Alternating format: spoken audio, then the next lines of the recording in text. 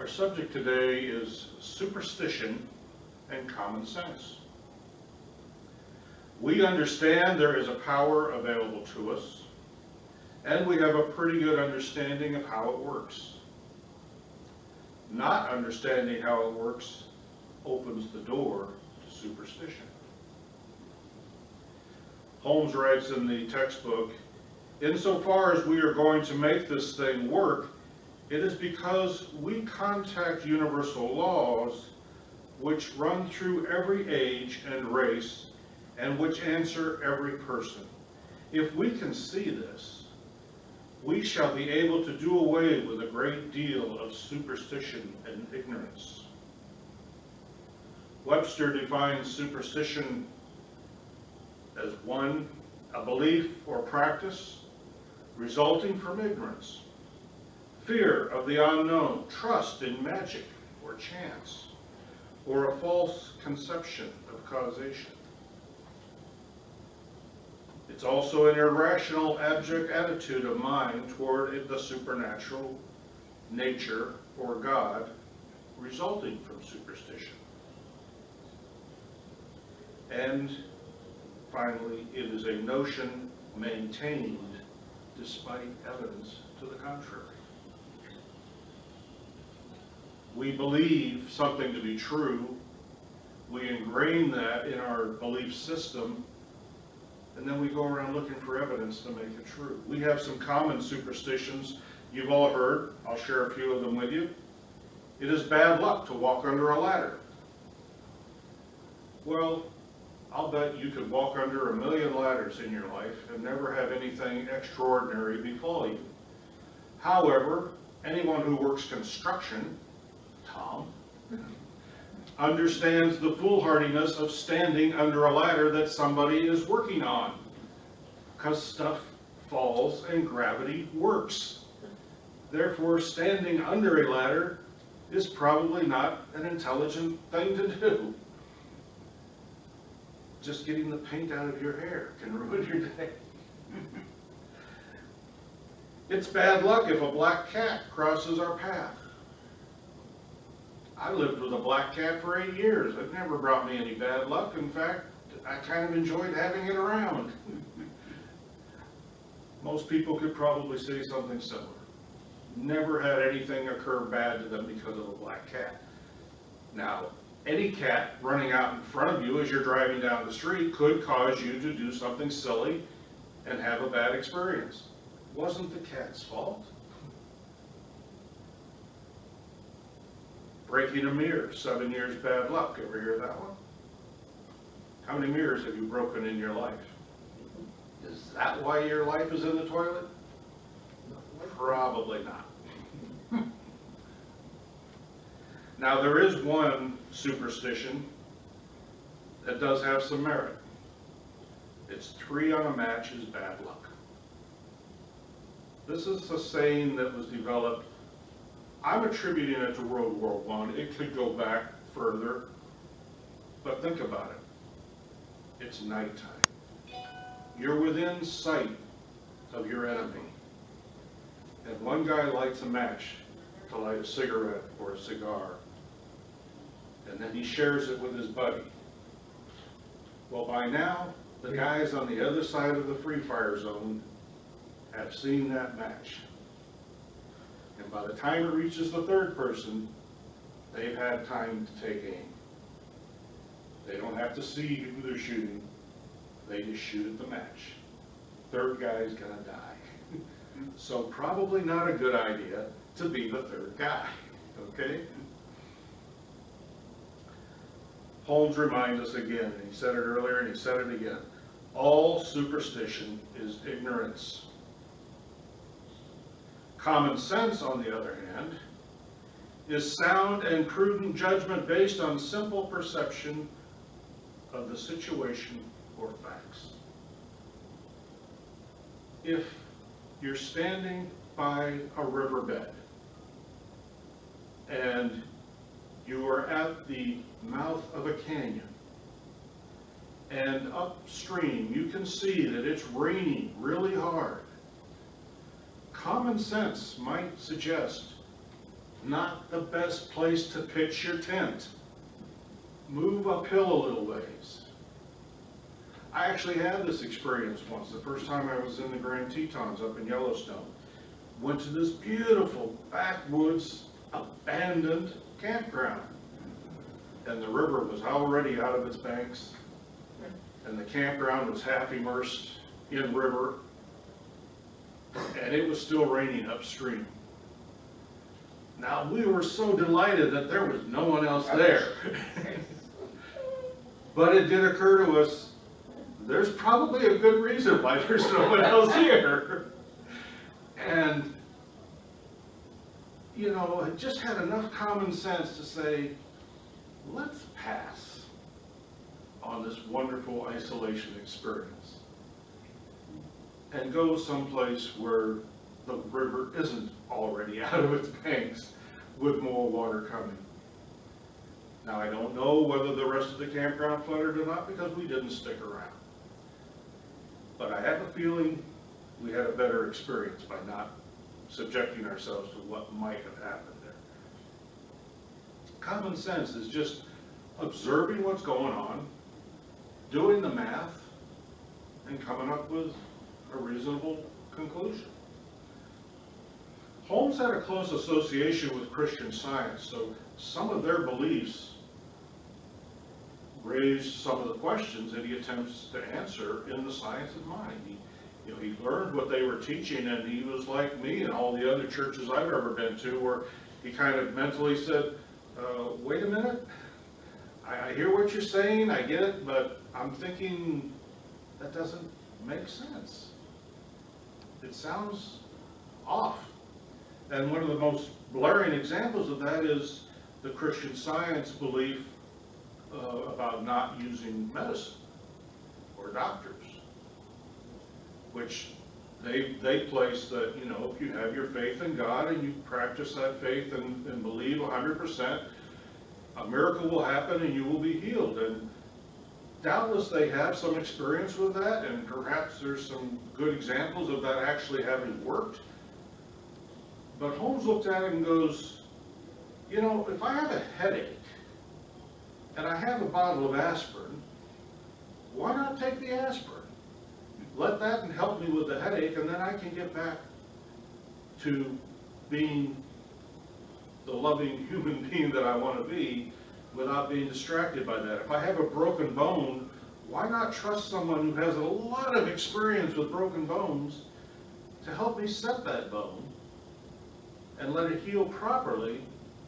Because, yeah, okay, I'm supposed to have 100% faith in God, but let's face it, I'm not that good at it. You know? Maybe I wouldn't have broken my arm in the first place, or my foot, or whatever, if I were 100% as connected as I should be.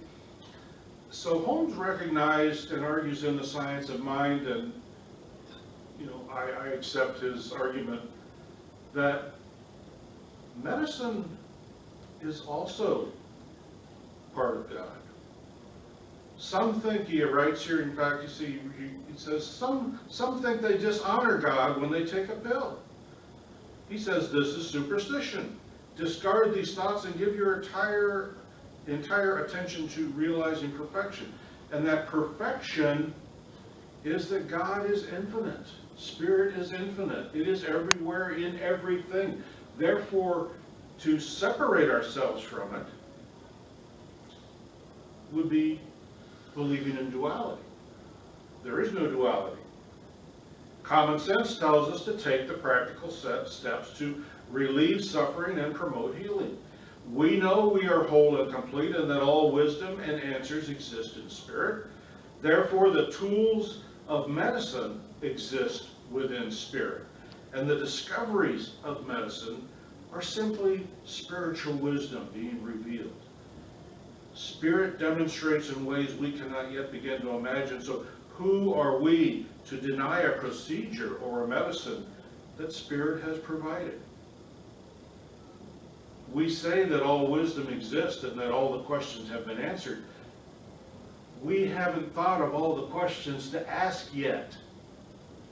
We're still discovering what's out there. In the last 100 years, we've discovered more things probably than all of humanity up to that point. And we're discovering things faster and faster every day because we have evolved to a point where we understand science and are beginning to unravel so many of the mysteries. I was watching the Discovery Channel the other day and they were talking about the universe. Oh my God, what we have learned about outer space since I have been out of school supersedes everything we knew prior to my being in school. I mean, they have figured out, they found so many new planets, and they figured out that there are probably some that have some sort of life on them, and they can figure out which ones do. And I'm sitting there going, I can't even conceive of the procedures that they're running, and yet somebody's figured all this out. They figured out ways to detect that there's probably water on a body so far away that we can't even see it without the aid of really powerful telescopes based in outer space. And yet, 100 years ago, we would have been heretics to even suggest such a thing. Just absolutely, maybe not 100 years ago, well actually yeah, today there are places in the world where if you were to suggest that such a thing were true, you could still be beheaded, or burned at the stake, or thrown off of a building, because it doesn't go along with the teaching of the community. Holmes, invites us from the beginning to be open at the top, to say, everything I'm teaching you here today is open to evolution, and there's more out there for us to learn. He writes that we cannot believe that the teacher Jesus had an occult power not possessed by other men. To think this, he says, would be superstition. We certainly cannot suppose that he was especially endowed with power from on high, for this too would be a belief in a partial God, a belief in a duality, a belief that there are those who can and those who cannot. The whole spiritual truth is based on the fact that we are all one. And as one, we all have the same possibilities, the same potential. Now it's up to us as individuals to develop it, to get out of our way of our own stinking thinking, as we like to say, to get out of the way of our common consciousness that says, no, that's not for you, it's for these people over here. That doesn't work in science of mind. It doesn't work in religious science. It doesn't work in the universe as we understand it. Placing the teacher Jesus apart from everyone else is denial of Spirit's infinite nature. Orwell pointed this out in Animal Farm, when we learned that some pigs are more equal than others. I've never forgotten that line. It spelled out the lunacy of a group of people claiming that they're better than anyone else on one side, while at the same time claiming we're all the same. Now, you recall from Animal Farm that was pretty well aimed at the development of communism at the time, and pointing out that they went around the world screaming we're all equal, nationalize everything, everybody gets equal treatment under everything, while at the same time it was perfectly clear that there was a hierarchy that existed within that system, the Soviet system at the time, where there were people who lived a whole lot better than most of the others. And Orwell was pointing that out in his little story about some pigs on a farm. Some pigs being more equal than others. A contradiction of everything the pigs had been arguing throughout the book. We have the same argument in all organized religions. We're good, we're right, they're on the wrong path. We're all on a path. I like to think that as religious scientists, we're a little more attuned, and I only say that because every time we do an experiment, the experiment works. Sometimes it works by not working, and we recognize that.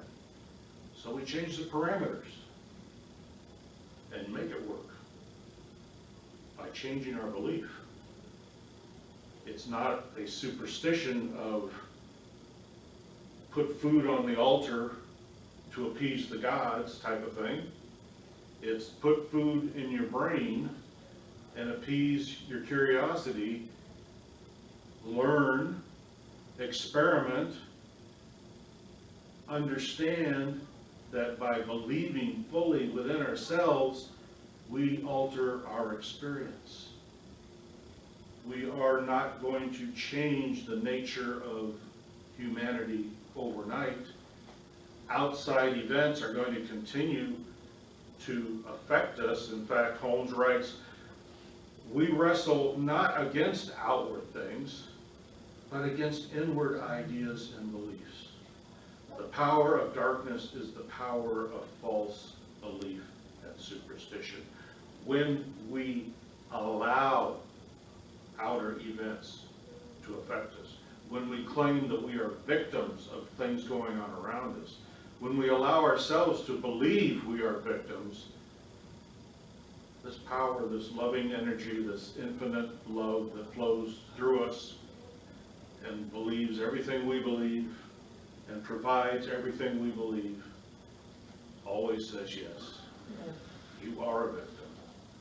Let us count the ways. When we stop believing we are victims, when we understand our power, when we understand our spiritual truth, that same power, that same infinite energy of love says, look at how powerful you are. Let's demonstrate how powerful you are. Let's put peace, harmony in your life, because that's all there is if we don't individually choose to allow something else in. We are the Christ when we are in the truth. We are in the truth when we live in harmony with it. There is no mystery about this. This is common sense.